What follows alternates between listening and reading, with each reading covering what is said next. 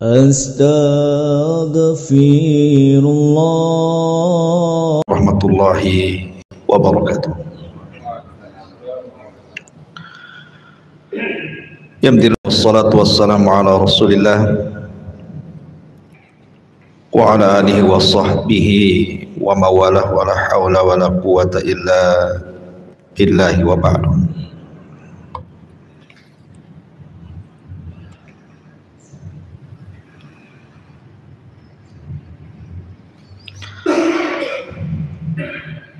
Ma'asyiral muslimin yang dimuliakan Allah Subhanahu wa taala. Alhamdulillah, di malam hari ini kita kembali melanjutkan kajian kita, masih membahas Siratul Mustafa sallallahu alaihi wasallam, dan kita masuk pada pembahasan Sulhul Hudaybiyah, perjanjian Hudaybiyah. Peristiwa ini terjadi pada tahun ke-6 Hijriah. Diawali dengan adanya niat dan keinginan Nabi beserta sahabat-sahabatnya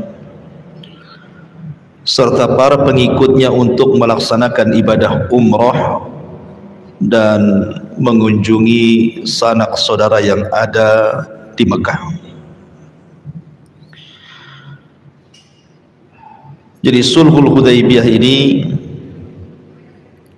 berkenaan dengan umrah Nabi sallallahu alaihi wasallam. Sedikit kita akan membahas tentang umrah Nabi dulu, baru kita akan masuk kepada pembahasan Sulhul Hudaybiyah ini. Sepanjang hayat Nabi sallallahu alaihi wasallam sejak diutus di usia 40 tahun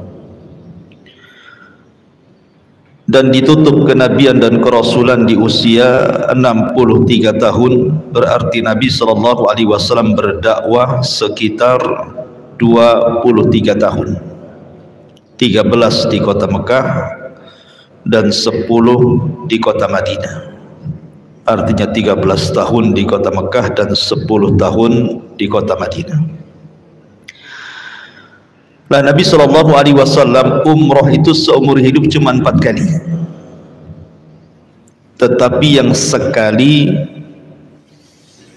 dihitung sebagai niat umrah saja.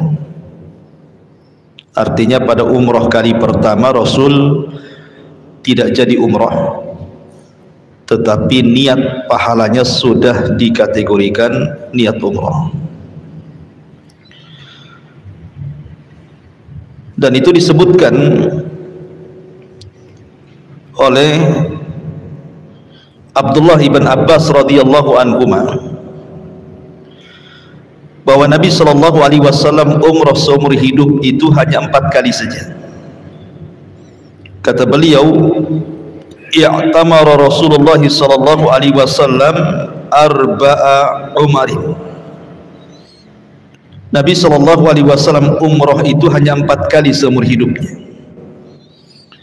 Kemudian Abdullah bin Abbas menyebutkan yang pertama disebut umrah al-Hudaybiyah, yang nanti kita akan jelaskan. Yang kedua umratul qadha. Yang ketiga umrah al-Ji'ranah. Dan yang keempat umratu al-Qa'dah. Adapun umrah Hudaybiyah, maka Nabi sallallahu alaihi wasallam berangkat pada tahun ke-6 Hijriah, tetapi dihalang-halangi oleh orang-orang kafir Quraisy sehingga tidak jadi. Tetapi niat umrahnya sudah dicatat, karena Rasul mengatakan innamal a'malu binniyat wa innamal likulli imri'in ma nawa, bahwa amal itu ditentukan niatnya. dan seseorang akan dibalas juga oleh Allah sesuai dengan niatnya. Kemudian umrah Hudaybiyah ini Rasul tidak jadi kemudian balik lagi ke kota Madinah. Kemudian yang kedua umrah qadha, maka itu terjadi 1 tahun setelahnya. Pada tahun ke-7 Hijriah, Nabi SAW berhasil melaksanakan umrah dengan ribuan kaum muslimin. Kemudian yang ketiga umrah Ji'ranah, dan itu terjadi pada malam keempat dari hari ke-12 dari bulan Dzulqa'dah pada tahun ke-8 Hijriah, disebut dengan Am Hunain, karena ketika itu Nabi SAW umrah setelah pembagian ghanimah di perang Hunain. Artinya berturut-turut tuh, Nabi tahun ke-6 umrah, kemudian tidak jadi karena dihalang-halangi. Kemudian tahun ke-7-nya Nabi berhasil umrah. Kemudian pada tahun ke-8-nya Nabi SAW setelah pembagian ghanimah perang Hunain, Rasul berhasil umrah. Kemudian yang terakhir umrah bersama dengan haji yang disebut dengan Hajjatul Wada'. Dan itu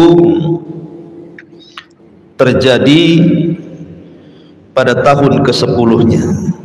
Jadi tahun ke-6, ke-7, ke-8 dan ke-10. Taib. Adapun berkaitan dengan apa yang kita bahas tentang peristiwa Hudaybiyah ini. Jadi Nabi SAW bermimpi, dan tentunya mimpinya para nabi itu hak. Mimpinya para nabi itu wahyu.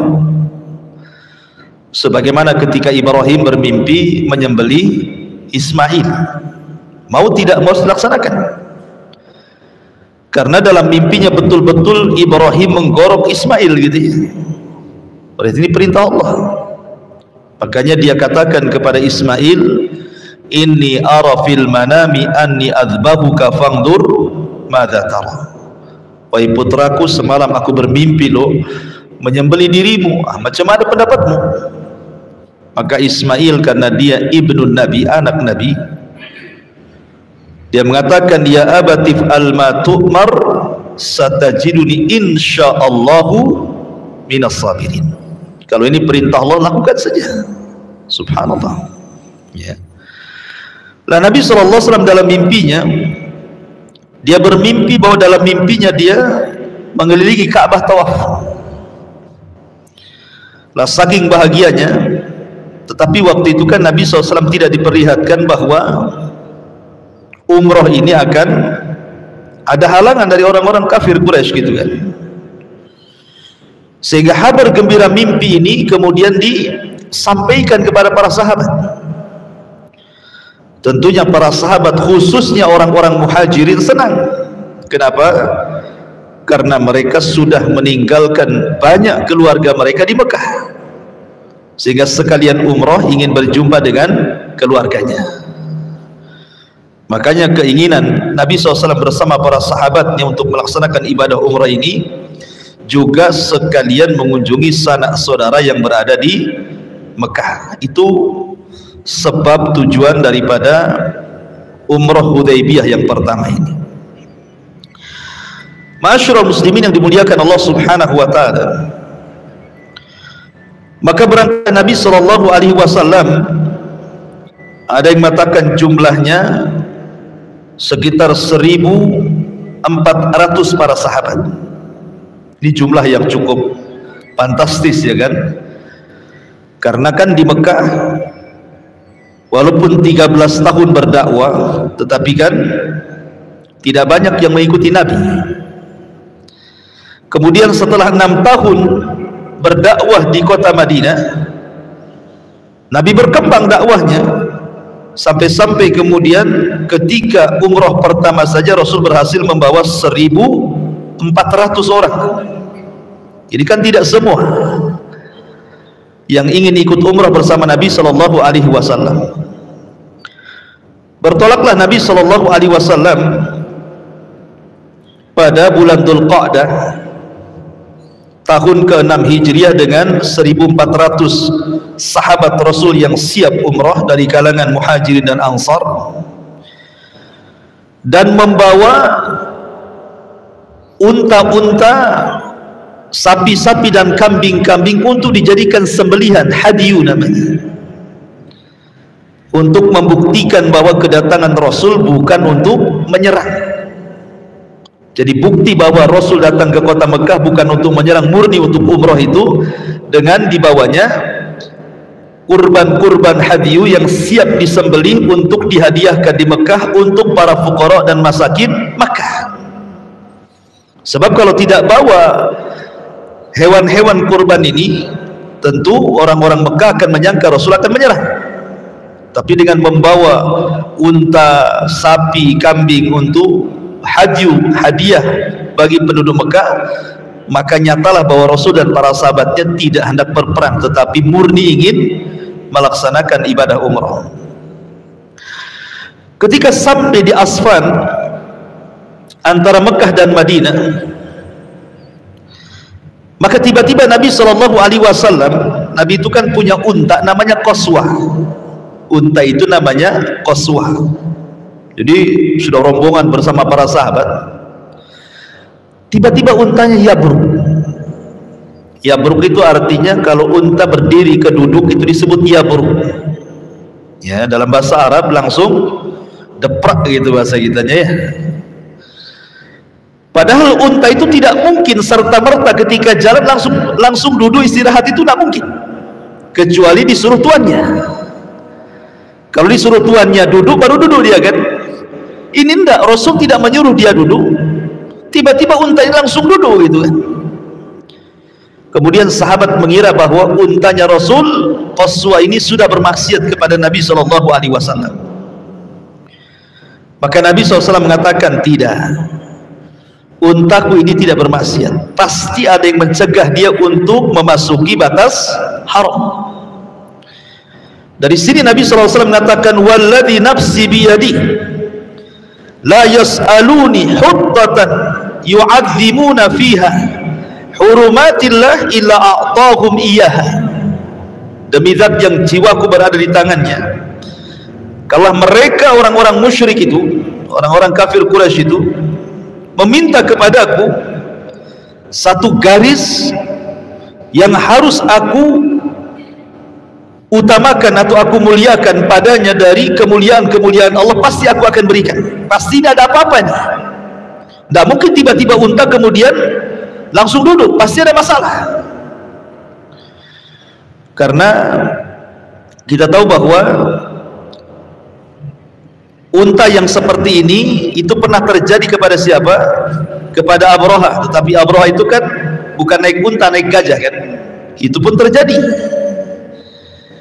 di mana gajahnya Abraha langsung duduk gitu ya. Apabila kemudian dicambuk suruh ngarah ke Mekah, dia nggak mau. Tapi kalau ngarah ke tempat lain dia mau. Rupanya itu alamat bahwa Allah tidak meridhai Abraha masuk dan menghancurkan Ka'bah sehingga diutus burung ababil. Tapi tentu berbeda Abraha dengan Nabi SAW. Nabi tidak hendak menghancurkan Mekah kan itu. Cuman ini ada tanda-tanda bahwa ada masalah. Maka Nabi SAW kemudian menyuruh para sahabat untuk turun dari tunggangan-tunggangan mereka, unta-unta mereka, kuda-kuda mereka, beristirahat di tempat itu, di tempat Asfan antara Mekah dan Madinah, yang sekarang disebut Sumais namanya, dan ada masjidnya di situ. Lah ketika itu orang-orang Quraisy tentu sudah mendengar kabar kedatangan Rasul. Sekali lagi, orang-orang Quraisy ini sudah suudzon dulu. Jangan-jangan Nabi dan para sahabat datang untuk menyerang. Makanya kemudian orang-orang Quraisy langsung mengumumkan kepada setiap kabilah Quraisy untuk melindungi Ka'bah. Maka bergabunglah banyak kabilah ketika itu, termasuk dari Thaqafi, dari Taif, dari Ahabis dan banyak lagi kabilah bergabung, dikhawatirkan memang kedatangan Rasul menyerang Mekah gitu ya. Akhirnya kemudian setelah itu kemudian orang-orang Quraisy mengutus utusan. Ingat Nabi itu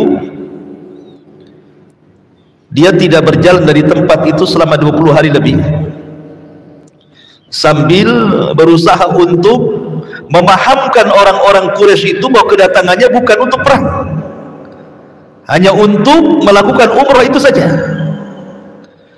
Akhirnya terjadi dialog antara pihak Rasul saling mengutus utusan dan pihak orang-orang Quraisy. Pertama, orang Quraisy ini mengutus kepada Nabi SAW yang bernama Budzail ibnu Waqa al-Khuzai, berangkat menuju Nabi SAW. Mungkin bahasa kita, apa tujuan kamu, ngapain kamu kesini? Maka Nabi SAW menjelaskan, innalam naji li kita li ahadin, kami datang bukan untuk berperang, walakin naji'na mu'tamirin, kami datang murni untuk umrah. Kata Budzail, kalau begitu kayaknya orang-orang Quraisy belum mengizinkan, pulang ke Madinah. Tapi Rasul mengatakan tidak, kami tidak akan pulang, kami akan umrah.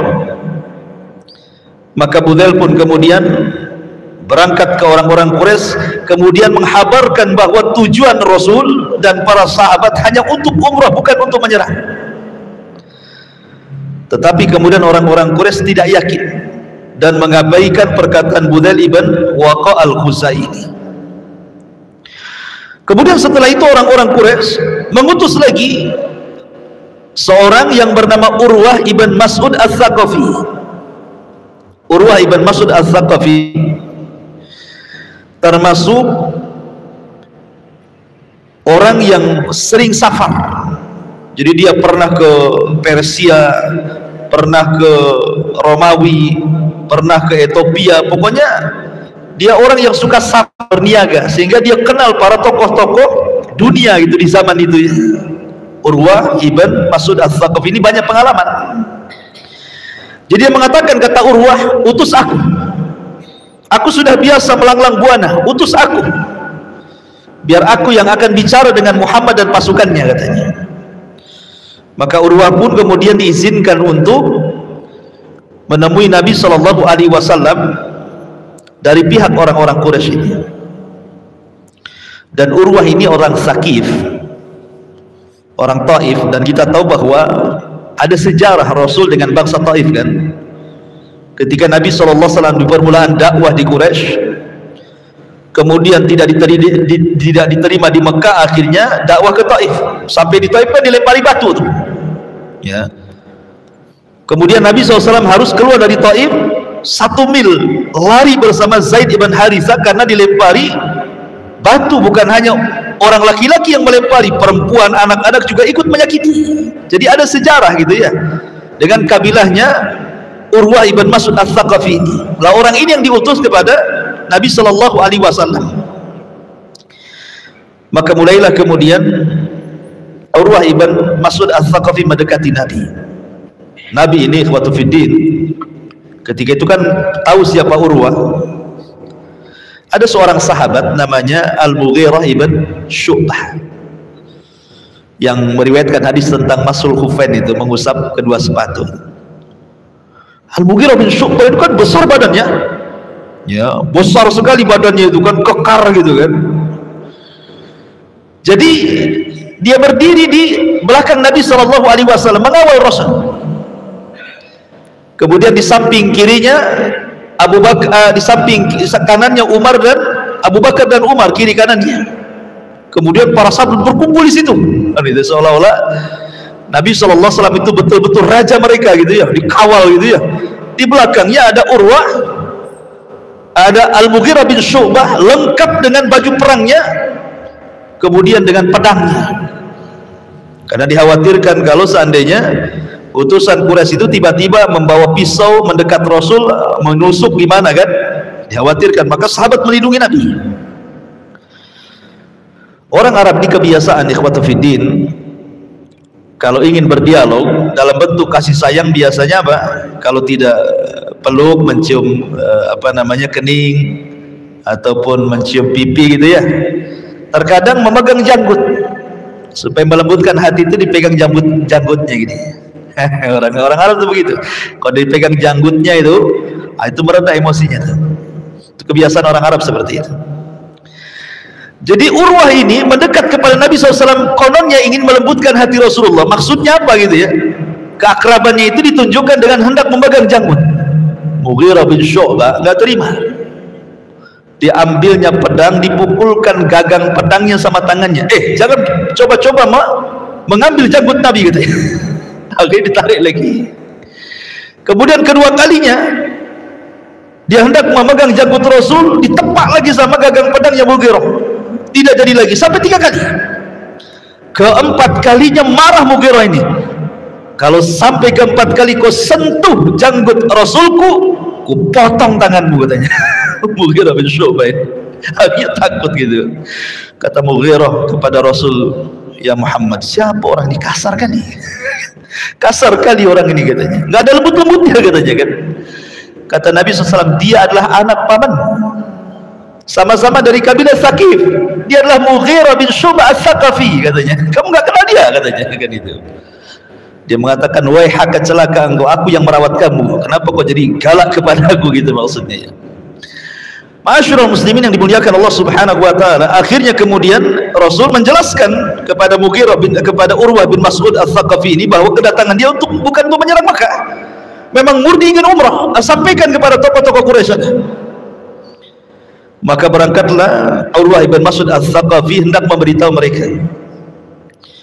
Dan Urwah ini kan melihat bagaimana pemandangan sahabat Rasul yang taat kepada Rasulullah, menjaga Nabi SAW. Kalau Rasul memerintahkan langsung dilaksanakan, kalau melarang sesuatu langsung berhenti. Dan itu disaksikan oleh Urwah saat berjumpa dengan Nabi. Jadi ketika dia sampai kepada orang-orang Quraisy, dia mengatakan apa? Dia mengatakan, wallahi laqad wafattu 'alal muluk wa wafattu 'ala Qaisar wa Kisra wan Najasi, wallahi in ra'aitu malikan qad yu'addimuhu ashabuhu ma yu'addimu ashabu Muhammadan, wallahi in tanakhama nukhamatan illa waqat fi kaffi rajulin minhum badallaka biha wajha wa jildah, wa idza amarahum ibtadaru amrahu, wa idza tawadda'a kadu yaktatiluna ala wadu'ihi, wa idza takallama hafadhu aswatahum, wa ma yuhidduna ilaihi nadhara ta'ziman lahu, wa innahu qad arada alaikum huttata rushdin faqbaluha, rawahul Bukhari.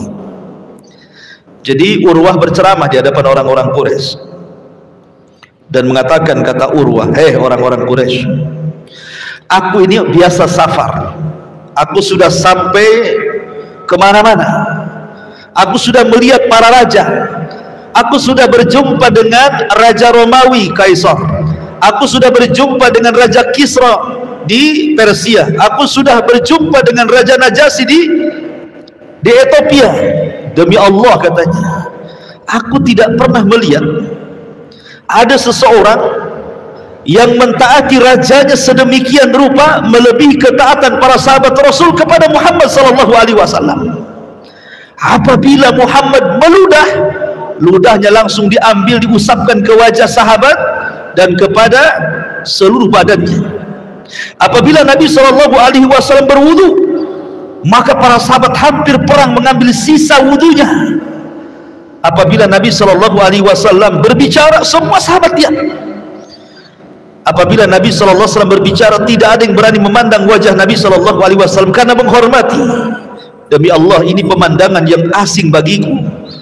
Sebaiknya kalian beri jalan dia, biarkan dia umroh, biarkan dia umroh.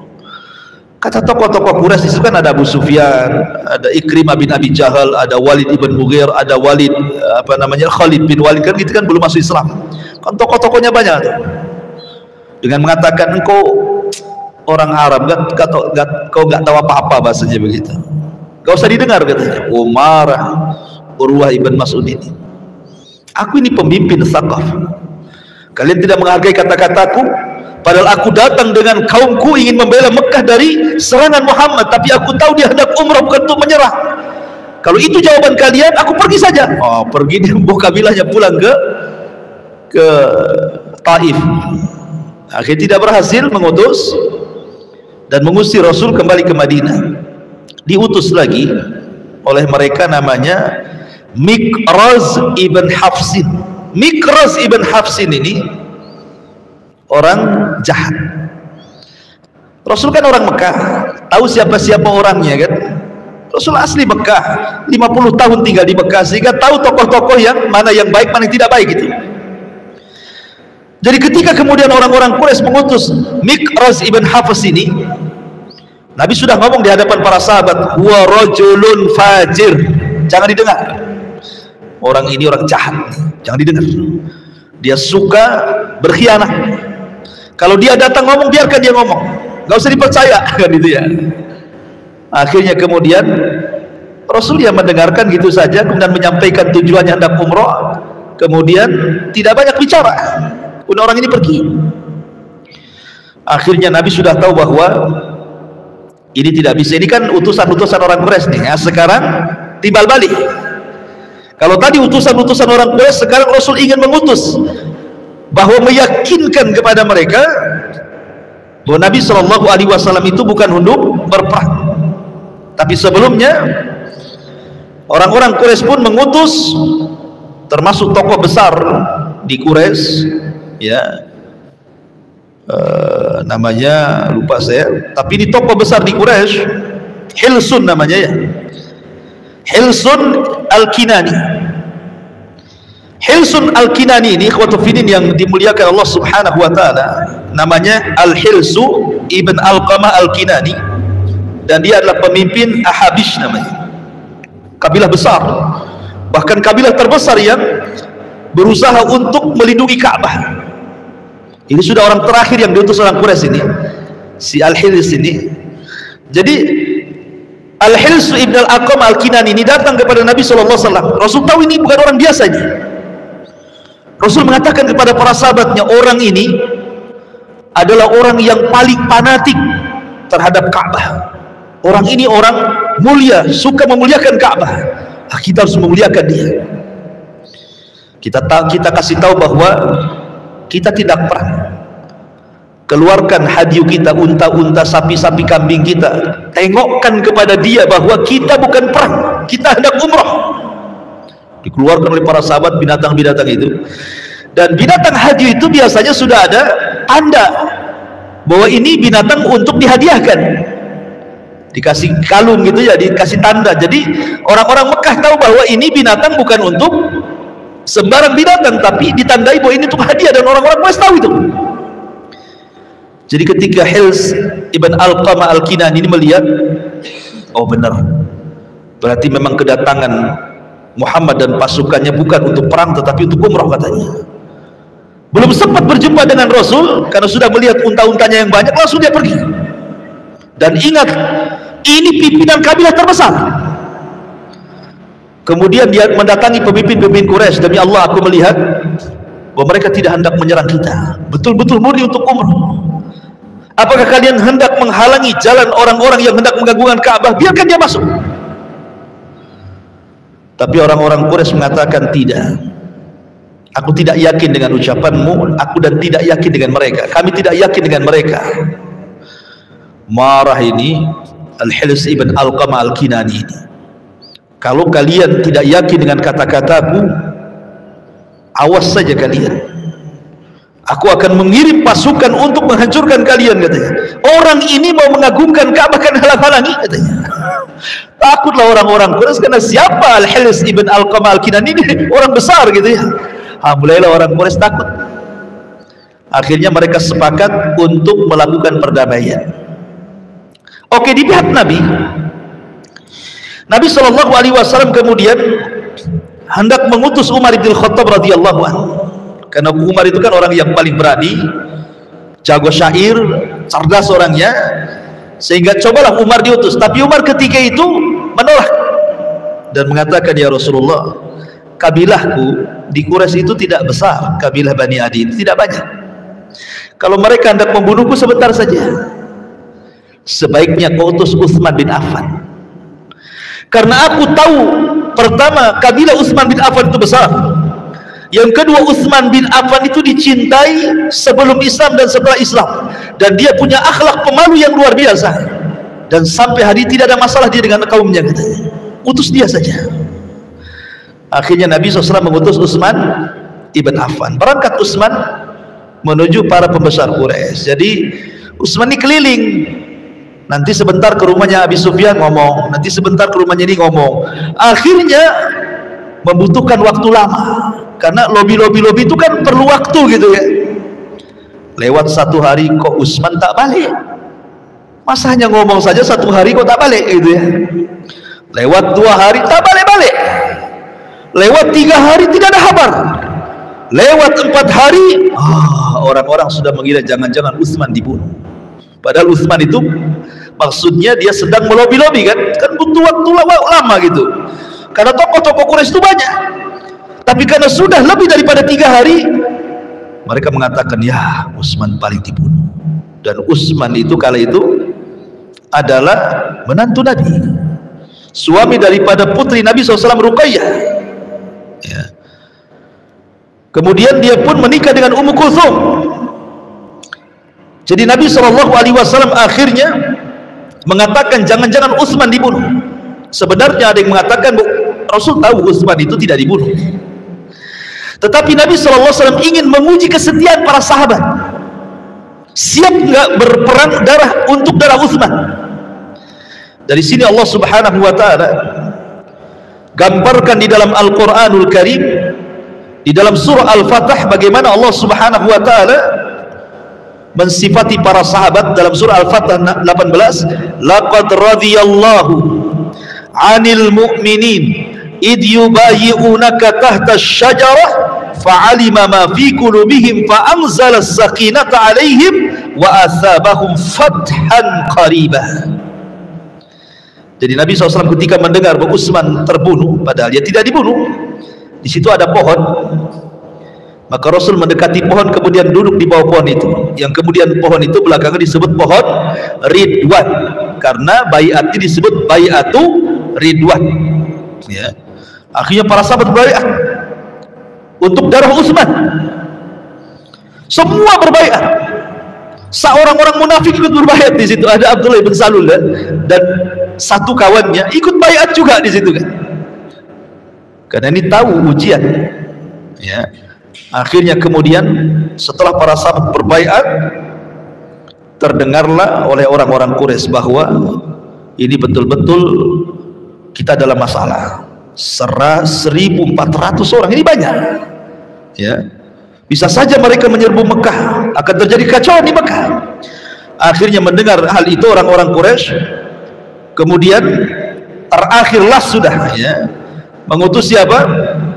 Mengutus Sahal yang terakhir kalinya namanya Sahal ibn Amr. Kemudian diutuslah kepada Nabi SAW bahwa orang-orang Quraisy tetap tidak mengizinkan masuk, tetapi boleh masuk, tetapi tidak ditentukan waktunya. Untuk tahun ini jangan masuk dulu, jangan umrah dulu maksudnya gitu ya. Tetapi boleh jadi tahun depan, tahun depannya lagi diizinkan dengan perjanjian. Perjanjian ini disebut perjanjian Hudaybiyah. Dan itu ada 5 bulir kesepakatan, semuanya merugikan kaum muslimin gitu ya. Perjanjian ini semua merugikan kaum muslimin ya. Ma'asyiral muslimin yang dimuliakan Allah Subhanahu wa ta'ala. Tapi Nabi SAW meyakinkan bahwa di balik perjanjian ada hikmah. Maka ketika Nabi SAW melihat Suhail ibn Amr, apa kata Nabi SAW? Laqad sahula lakum min amrikum. Karena sudah datang Sahal, mudah-mudahan ini, Sahal itu kan artinya mudah, karena telah datang Sahal, mudah-mudahan ini juga memudahkan kalian gitu. Rupanya Sahal ibn Amr ini dia ingin adanya perjanjian antara orang Quraisy, nggak usah nyerang ke Mekah, tapi buatlah perjanjian gencatan senjata. Di antara 5 bulir kesepakatan itu, pertama, yamna'ul harba limuddati asyarata sini. Satu, harus terjadi gencatan senjata antara Mekah dengan Madinah selama 10 tahun. Tidak boleh saling menyerang. Gencatan senjata, damai. Ini satu. Yang kedua, an yarudda al-muslimun man ya'tihi min Quraisyin musliman biduni idni walihi wa alla tarudda Quraisyun man ya'ud ilaiha minal muslimin. Warga Mekah yang menyeberang ke Madinah tanpa izin walinya harus dikembalikan ke Mekah. Warga Madinah yang menyeberang ke Mekah tidak boleh kembali ke Madinah. Nah, ini kan nggak adil namanya kan. Jadi kalau orang Quraisy ke Madinah jangan dihalang-halangi. Tapi kalau orang Madinah ke Mekah, awas saja, bisa dibunuh. Hal itu kan enak sendiri namanya kan, perjanjian kayak gini kan. Masa orang Mekah ke Madinah jangan diapa-apain, orang Madinah ke Mekah diapa-apain kan itu. Kemudian yang ketiga, anna man arada an yadkhula fi ahdi Quraisyin dakhala fi, wa man arada an yadkhula fi ahdi Muhammadin min ghairi Quraisyin dakhala fi. Warga selain Mekah dan warga selain Madinah dibebaskan memilih untuk pindah berloyalitas ke Mekah ataukah ke Madinah. Jadi silahkan kabilah-kabilah memilih. Sekarang kalian mau pro siapa? Pro kami atau pro dia?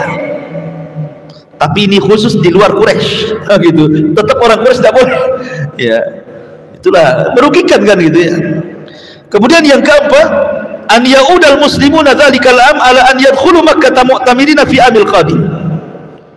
Kemudian mereka mengatakan Nabi dan pengikutnya harus meninggalkan Mekah sekarang, namun dibolehkan kembali ke Mekah setahun setelah perjanjian ini. Jadi mereka menyetujui khusus tahun ini jangan umroh kalian, tapi tahun depan saja. Nah, gitu. Kemudian yang terakhir, adamul i'tida ala ay qabilatin au ala ba'di mah makanatil asbab. Tidak ada saling menyakiti bagi kabilah manapun atas kabilah lainnya apapun sebabnya. Perjanjian ini ikhwan ditolak oleh Umar. Perjanjian kan ditulis oleh Ali yang menulis perjanjian. Awalnya begini, jadi Ali radhiyallahu an disuruh Rasul catat perjanjian ini, catat dari Muhammad hamba Allah dan Rasulnya. Kata Suhail ibn Amrin, jangan ditulis Rasulullah, sebab kalau kami mengakui engkau Rasulullah, ngapain kami perang bersama kamu? Kan gitu ya. Kami tidak mengakui anda Rasulullah, kenapa tulis Rasulullah? Hapus. Tetapi letakkan nama bapakmu, jangan nama Rasulullah, Muhammad bin Abdullah gitu maksudnya. Sebab kalau ditulis Rasulullah berarti kami mengakui anda Rasul, ngapain kami perang? Dalam riwayat Bukhari, Rasul sendiri yang menghapus nama Rasulullah, kemudian menulis Abdullah. Kata Al-Hafidz Ibnu Hajar rahimahullahu taala, lah bukankah Nabi tidak bisa membaca, tidak bisa menulis? Kenapa dalam perjanjian Hudaybiyah Rasul menulis sendiri dengan tangannya kalimat Abdullah, Muhammad ibn Abdullah? Kata Imam Hafidz Ibnu Hajar, tidak bertentangan antara Rasul seorang Nabi ummi tidak bisa baca, tidak bisa menulis, karena ini kan hanya tulisan satu kalimat saja. Kayak orang tidak bisa baca, tidak bisa nulis, tapi kan nama sendiri kan hafal kan gitu. Masa nama sendiri tidak hafal? Kemudian menulis namanya sendiri walaupun dia tidak bisa nulis kan mesti tahu loh kok namanya saja kan.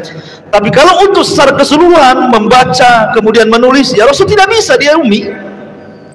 Itu penjelasan Al-Hafidz Ibnu Hajar rahimahullahu taala. Tapi yang jelas bahwa akhirnya Rasul menghapus nama Rasulullah dan menggantikan Abdullah. Kemudian ketika ditulis Bismillahirrahmanirrahim, mereka nggak mau. Tulis aja kalimat Allahumma Bismillahi Allahumma, jangan Bismillahirrahmanirrahim katanya kan.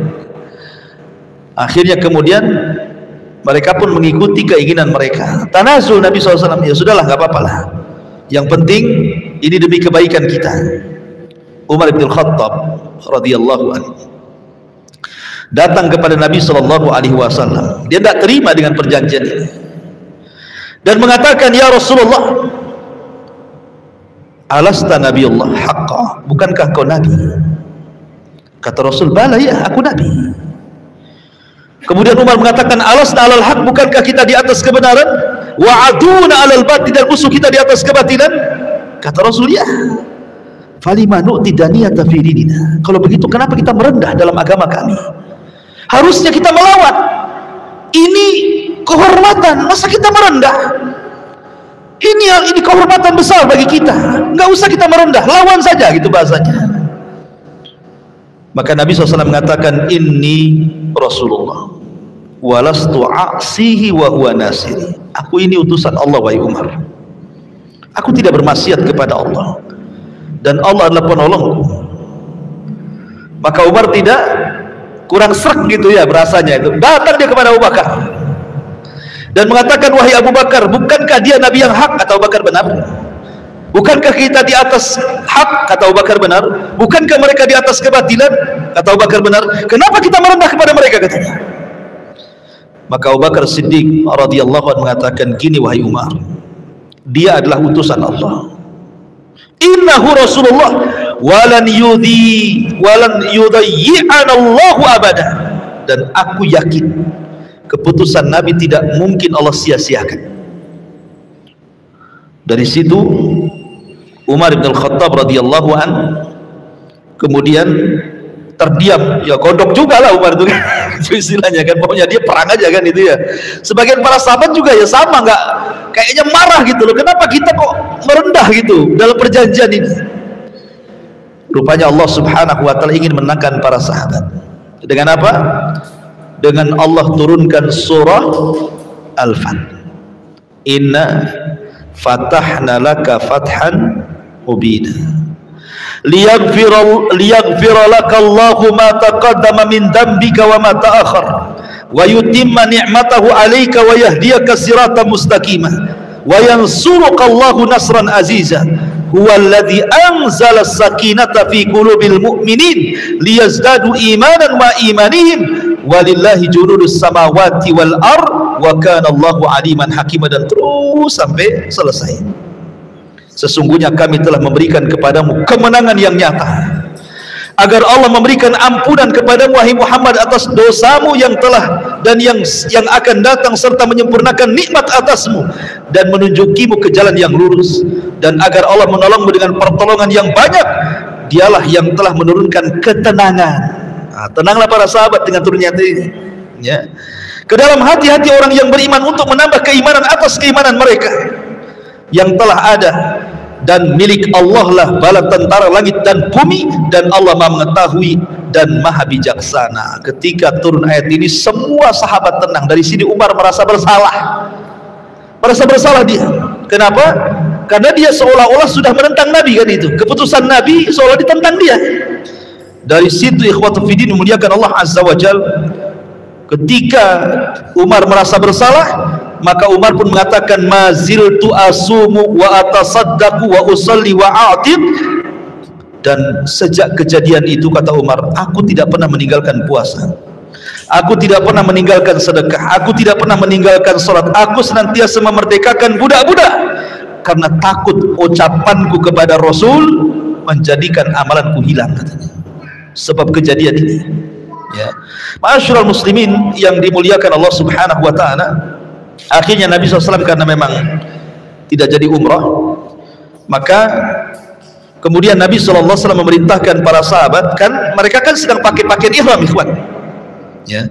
Bayangkan ya, kalau antum pengalaman umrah saja nanti, bagi yang belum umrah kan, itu seandainya umrah itu baru 4 hari atau 5 hari pakai melekat ihram itu kayaknya gimana gitu, gak enak gitu kan. Makanya umroh kan sebentar aja sebenarnya, umroh itu lebihnya ingin cepat-cepat pakai bagian biasa, tapi kan tidak bisa dicabut itu kecuali setelah tahallul kan. Setelah mencukur rambut baru boleh pakai pakaian biasa, kalau belum tahallul tidak boleh ya kan. Akhirnya kemudian Nabi SAW memerintahkan para sahabat untuk mencukur rambut mereka. Sahabat tidak mau. Akhirnya kemudian, karena ketika itu kan Rasul membawa salah satu istrinya namanya Ummu Salamah. Kata Ummu Salamah gini, wahai suamiku, wahai Rasulullah. Ketika itu Rasul kan Dongkol. Kenapa sahabat tidak mau diperintah untuk mencukur rambut?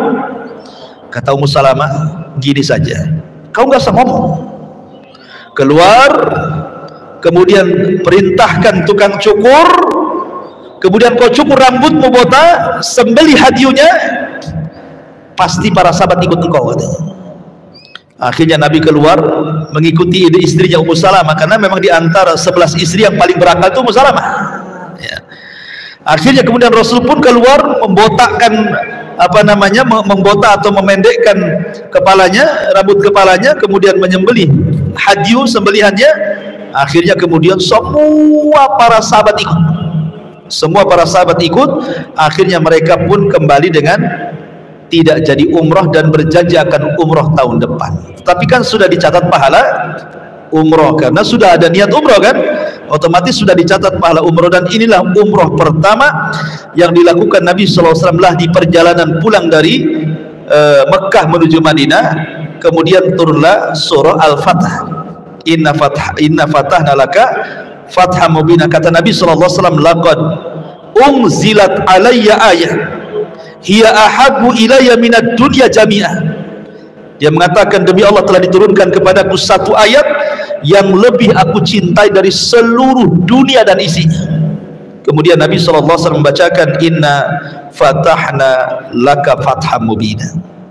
Maka Rasul pulang dengan membawa perjanjian. Tetapi ingat ikhwan, terkadang sesuatu yang sahabat benci dengan perjanjian ini, rupanya ini kebaikan bagi Islam. Makanya Allah mengatakan, wa asa an takrahu syai'an wa huwa khairul lakum. Walaupun perjanjian ini bagi para sahabat sangat merugikan kaum muslimin, tetapi itu baik di sisi Allah. Sebab selama 10 tahun perjanjian ini kan tidak boleh saling menyerang. Tidak secara langsung ataupun langsung, orang-orang Quraisy itu satu, mengakui terhadap kekuasaan Islam. Ya kan, mereka mengakui bahwa Islam itu sudah punya kekuasaan di Madinah, ya kan. Mereka mengakui Islam sudah ada negara nih. Yang kedua, dari situ Nabi SAW leluasa berdakwah. Nanti setelah kisah ini kita akan mengkisahkan tentang kisah bagaimana Rasul SAW mengirim surat mengajak raja-raja untuk masuk Islam. Dikirimnya surat ke Kaisar, dikirimnya surat ke Kisra, dikirimnya surat ke Najasyi, dikirimnya surat ke Yaman.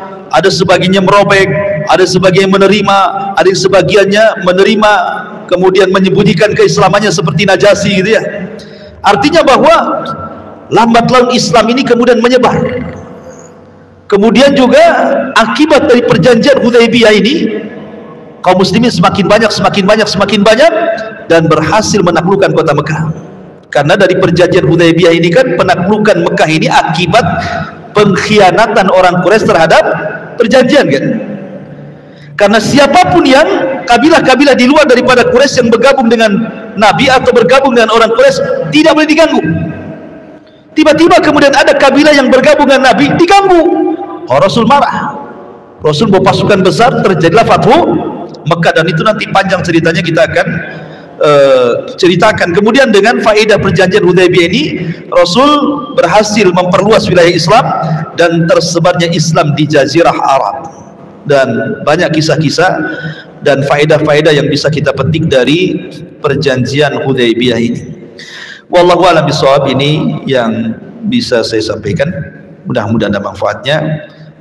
Kita tutup dengan kafaratul majlis. Subhanakallah bihamdika asyhadu an la ilaha illa anta astaghfiruka wa atubu ilaik. Allahu ta'ala. Assalamualaikum warahmatullahi wabarakatuh.